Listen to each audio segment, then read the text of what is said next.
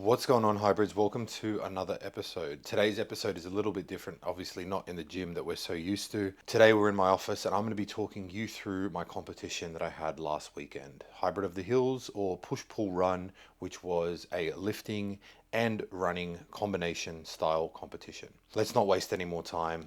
Let's jump in.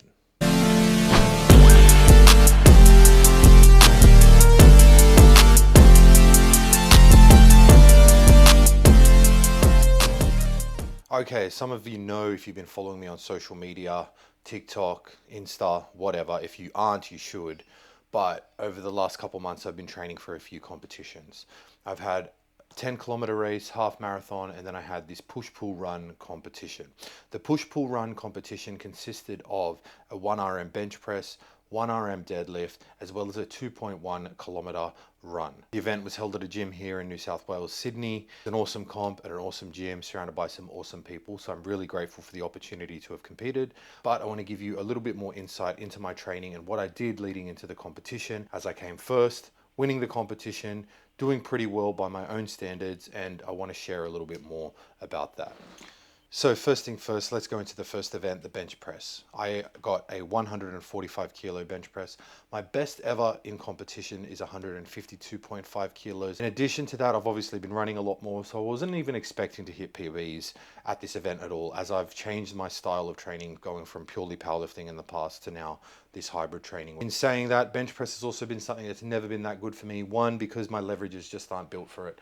I have really long arms, which makes the range of motion quite long, and I have really poor thoracic mobility. That is as much movement as you're going to see out of my upper back. In addition to that, I'm a big believer that bench press is very body weight dependent, and I'm just not willing to gain enough body weight in order to see the bench press improve. As I do have some physique goals, I don't want to be unhealthy and really heavy or high body fat. I do prefer sitting on the lower side, both for health reasons and also because I think it obviously supports my running a little bit more. Being heavier is not great for running. So finding the right balance between the two has been a little bit tricky. In terms of my bench press training, I'm going to have something on the screen here so you can see how all of that went. But my bench press training saw me lift 3 times a week. I was lifting 3 times a week, bench pressing 3 of those times. So every training session I went in the gym, I was bench pressing. I was doing primarily competition style bench pressing and variations of that. So that meant that I would do a pause bench press, I would do a long count pause bench press, and then I would also do a tempo bench press, which is where I slow the descent down. The reason why I always trained with a pause in the 8 weeks or 12 weeks leading up to the competition was because I was competing with a pause. In addition to that, bench press frequency can be quite high. The musculature of the upper body, and you'll find this with most athletes or people, is that you can train the bench press quite often and you can train it at a high intensity. So that's exactly what I did. I built up my volume till I was benching around 14 working sets per week, plus some accessories on top of that, where I was doing things like incline dumbbell bench press, flies, and stuff like that as well. I had all of those integrated into my bench press program, one, to bring up the muscles of the chest and upper body, but also to bring up the muscles that are specifically used in the bench press movement. Due to the high-ish volume of bench pressing that I was doing that I was not previously used to, I felt like this made my chest and upper body grow, which is always a plus, but also it allowed me to practice the technique of the movement, which is something I feel like I was a little bit rusty with. In the lead up to my races I've had this year, my marathon and half marathon after that, I did remove compound movements from my program for a large part of it, just so I could focus even more so on just getting my running training dialed in. I do find that running and doing heavy barbell movements can be quite taxing, particularly when I was training for the marathon, because that was uncharted territory for me. But after that, I was able to reintroduce them slowly and then pivot my way into more of a really strength/running style program, as opposed to just a running focus program when I led into this competition compared to the competitions I've done in the past, which were much larger distances. I was able to focus a little bit more on lifting in this program, meaning I could do a lot more work in the gym and also bring up the muscles and focus more on the technique of those lifts by doing them more frequently and at higher intensities, i.e. 3 times a week with the bench press like I did, as well as at pretty high intensities for most of the training block. So after the bench press, we had the deadlift. The deadlift is my best lift. On the day, I lifted 300 kilos. My best ever 1RM is also 300 kilos. Leading into this competition, increasing my deadlift was actually not that hard. I think because I have already lifted quite heavy in the past, as I started to reintroduce it back into this program over the last 3 months, I did find that increasing each week was quite easy, and I ended up surpassing what I thought my expectations would be.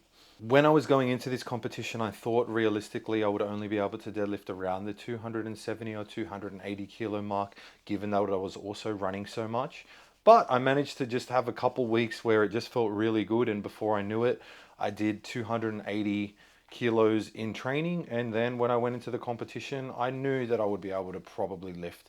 I had a pretty good feeling I would be able to lift 290 kilos plus on the day after I'd tapered and all that kind of stuff. In terms of my deadlift training, I kept it really basic and really boring.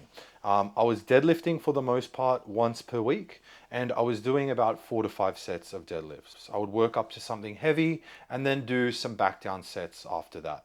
Each week, I just added a little bit more weight than what I did the previous week, and as long as the weight was coming up, I didn't really see the need to change it.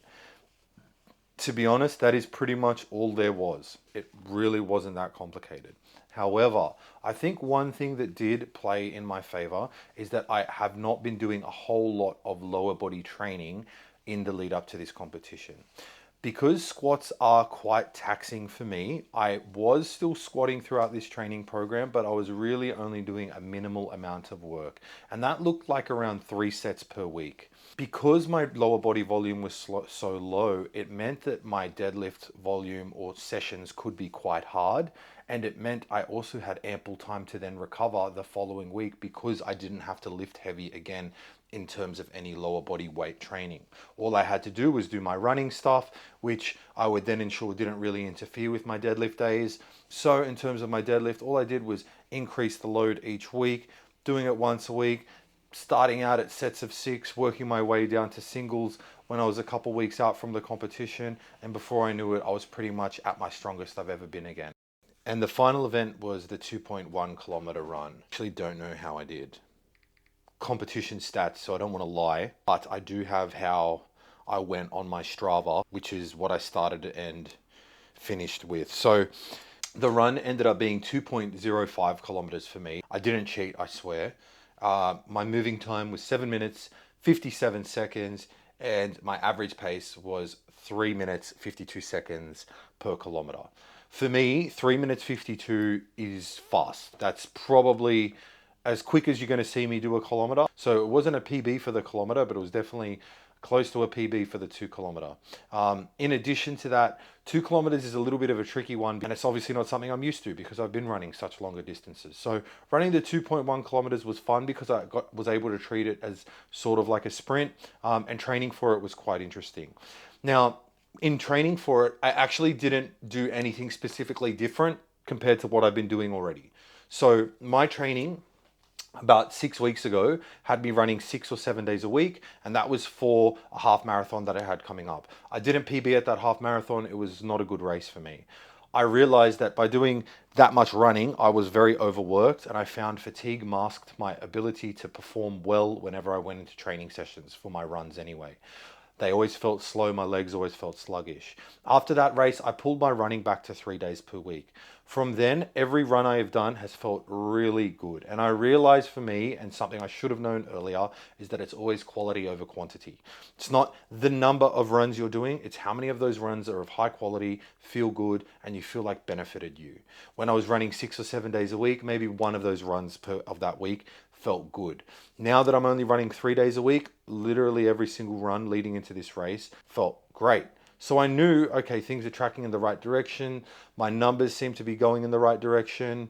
I definitely am not getting slower. The volume's low, but slowly picking up. Started around the 30-kilometer mark in the lead up for this competition, and I finished around the 38-kilometer mark. I've previously done up to 85 to 90 kilometers in the past, so I was doing way less volume, but my runs felt great and I was getting quicker every time I tried to do a quick run. So then going into what types of runs I was doing. 3 runs a week. For one of the runs was a long run, and that run would be a long run in excess of 14 kilometers up to as much as 20, 21 kilometers. I would also have a short to easy run. And that run would be just a run that is not really designed to be fast at all. It's just a slow pace, and that would be anywhere from like 6 to 10 Ks. Then I also had my speed run, which I would have once a week, and that would be a mixture of a couple different running styles. It would be either intervals where I would do some kind of warm up and then maybe do 10 sets of 400. In the following week, it could have been a tempo run, which is so the speed work I was doing, I decided to change around quite frequently. I didn't necessarily keep it the exact same every single time.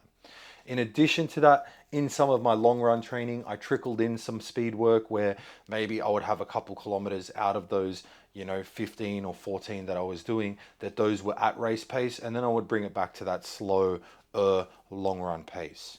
So I had a little bit more speed work trickled in throughout my program, but I also had a lot of easy running. And the primary thing that I was focusing on was ensuring that the quality of my sessions were good and that I was hitting all of the pace targets that I had laid out in the lead up to this race. So anyway, guys, that's my recap of my competition, push, pull, run, or hybrid of the hills. It was my first competition of this kind, and I had a lot of fun taking home the win. And honestly, I was more just glad that there's so many people getting into running and lifting now. I honestly didn't give that much of a fuck about the actual performance on the day. That's a lie. I was obviously really happy with my performance, regardless of the win or not. I kind of wanted to go in there and just do the best I could. Winning was a bonus, but then an even extra added bonus to that was just seeing how many people were just really keen to run and lift. Anyways, that's enough chat. As always, you know where to find me, at Coach Michael Sekos on Instagram, or hit me up www.coachmichaelsekos.com if you want one-on-one online tailored coaching for hybrid athletes anywhere in the world. I hope you guys got something out of this video. Make sure you like, comment, subscribe. I'll catch you guys next time. Thanks for watching.